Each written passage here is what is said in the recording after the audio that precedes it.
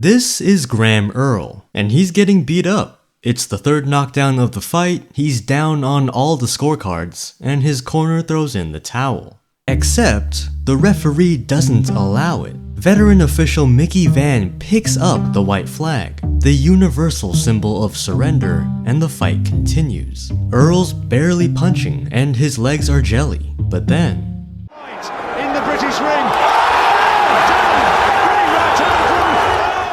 with a single punch, Earl buckled Michael Katsidis' knees and instantly turned the tide of the fight. Did the corner underestimate their own fighter? Or did the ref know something we don't? Throwing in the towel is boxing's biggest dilemma. Do I let my fighter go out on his shield for a chance at glory? Or do I save him from his own pride and live to fight another day? Today's video is sponsored by Factor 75. Factor is a gourmet meal kit service delivering fresh, never frozen, dietitian approved meals right to your doorstep. Hitting your nutritional goals has never been easier.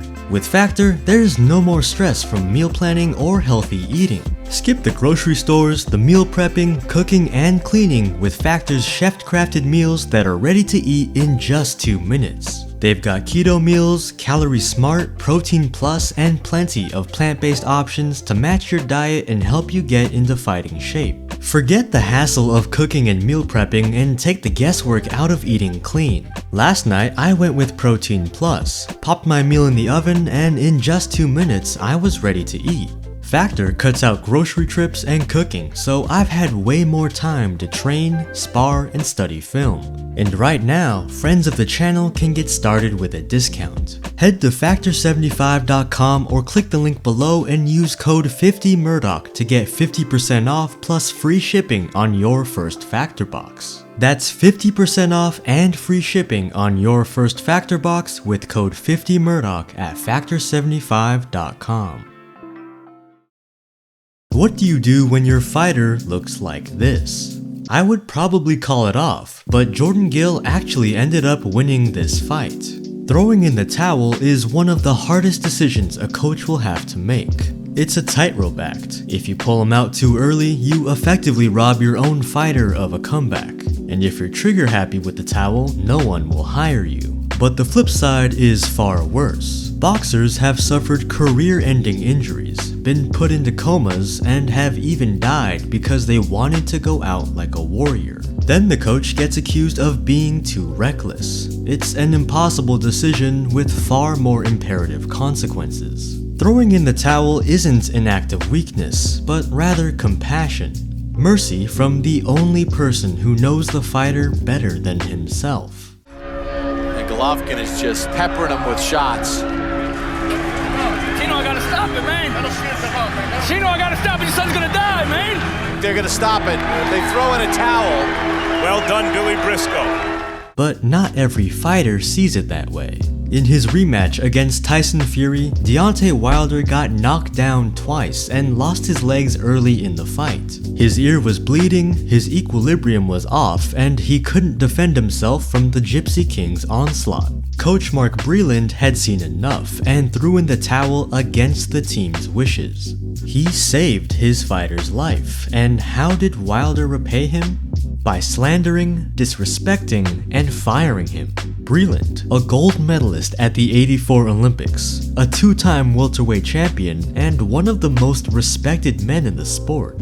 He was the only actual boxer on his team, and Wilder accused him of poisoning his water and scheming with Fury to betray him. And with Breland gone, only yes men remained in his corner. Sure, Wilder was able to go out on his shield as he wished, but he also took a lot of unnecessary damage. No one can deny his heart as a warrior, but how much of that punishment contributed to his decline? He lost 3 of his next 4 fights, 2 of them by brutal knockout. Mark Breland was simply doing his job, but Wilder ignored him, dismissed him, and ultimately paid the price. Contrast this with Lee Wood's fight against Mauricio Lara. In his first title defense, Wood took on the Mexican puncher in a packed-out arena in his hometown, and in front of all of his friends and family, the champ got sent to the floor. A left hook right on the button had Wood on shaky legs. He beat the count, but Coach Ben Davison wasn't having it.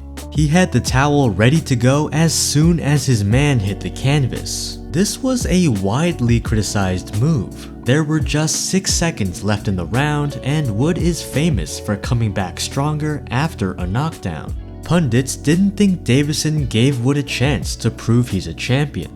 Wood was frustrated and embarrassed, but accepted the loss and got back in the gym as soon as he could. The rematch came 3 months later, a relatively quick turnaround for a concussed fighter. Add in the fact that Lara came in 4 pounds overweight and this fight was shaping up to be a disaster. But Wood came in disciplined, managed distance with plenty of probes and feints, and stuck to the game plan. He landed an uppercut knockdown and masterfully boxed a lethargic Lara to a 12-round decision victory.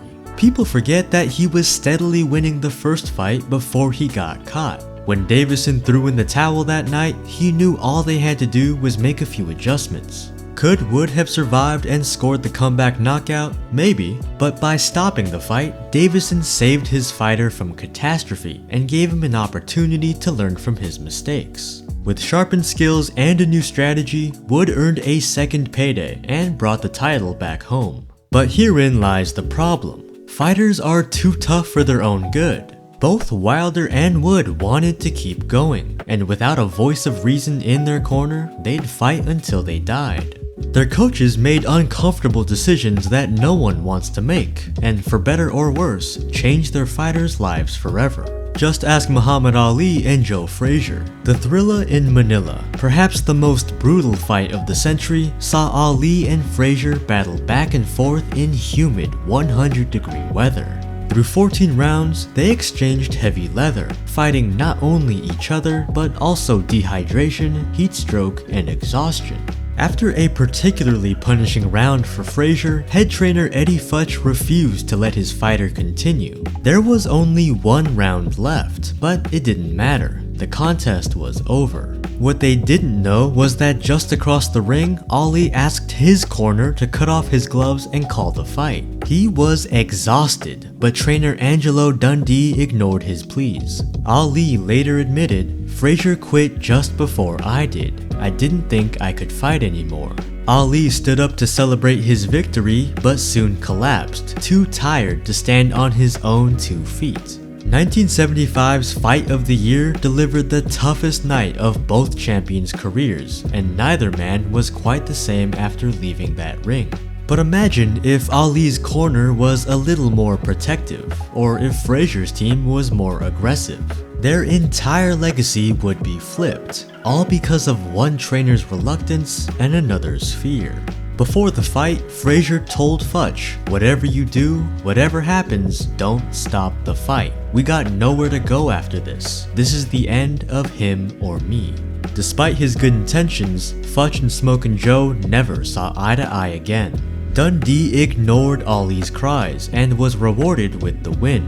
Futch ignored Frazier's cries and lost the fight and a friend.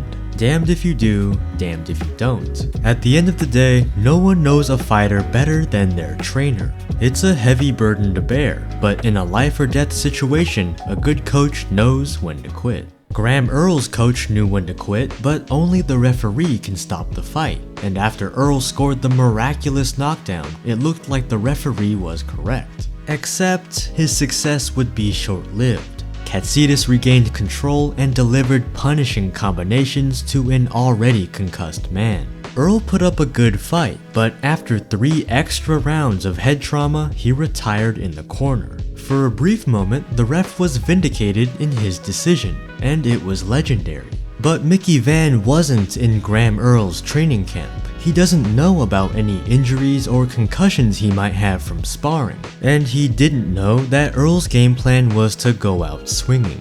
Did the ref give him a chance at a Warrior's exit? Sure, but he also gave him 12 more minutes of brain damage. Earl would go on to lose 4 of his next 5 fights, ultimately retiring after his coach threw in the towel. It's never an easy decision, where being a second too early can end a career, and being a second too late can end a life. Even if a fighter doesn't see it that way, someone has to make the call. Boxing, for all its grit and glory, is a dangerous game, and sometimes the hardest battle isn't in the ring, it's knowing when to walk away.